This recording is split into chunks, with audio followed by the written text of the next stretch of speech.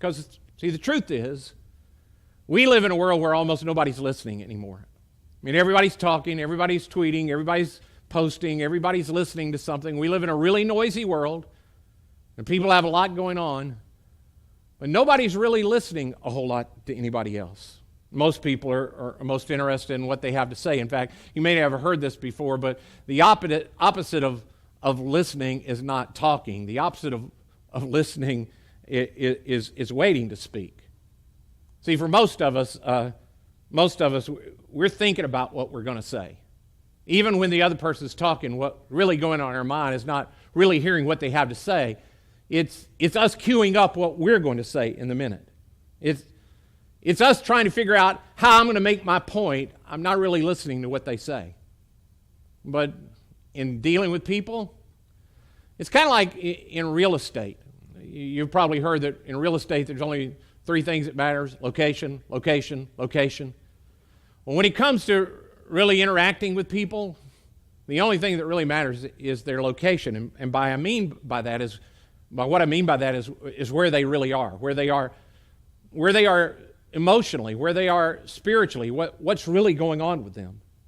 Dr. John Gottman is one of the leading experts on what makes marriages happy and what makes unhappy marriages. And one of the studies he's done is he took unhappy couples and he said unhappy couples and happy couples have something similar in common.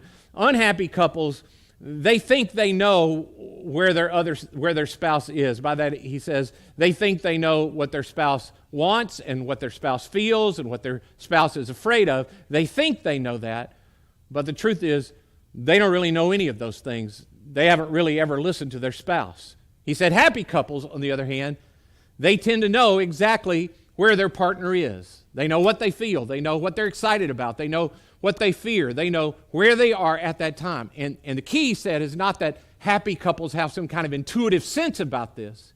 He said they have practices where they figure it out. They actually listen to the other person to figure out the other person's emotional location.